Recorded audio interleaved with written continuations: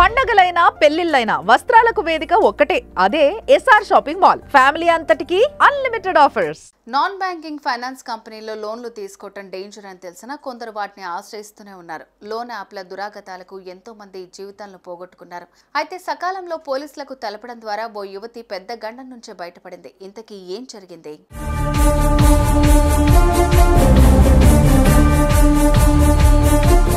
తిరుపతి జిల్లా సుల్లూరుపేటలో లోన్ డబ్బులు కట్టాలని యువతిని వేధింపులకు గురిచేసిన ఇద్దరు రికవరీ ఏజెంట్లను పోలీసులు అరెస్ట్ చేశారు. కేసు వివరాలను జిల్లా ఎస్పీ సుబ్బారాయుడు మీడియాకు వివరించారు.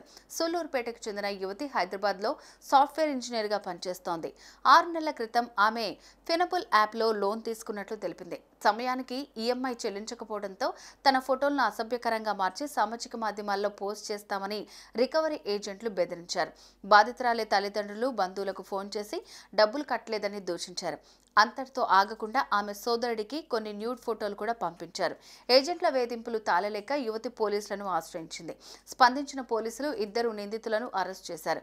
నాన్ బ్యాంకింగ్ ఫైనాన్స్ కంపెనీల వద్ద రుణాలు తీసుకునే సమయంలో జాగ్రత్త అవసరమని జిల్లా ఎస్పీ సుబ్బారాయుడు తెలిపారు.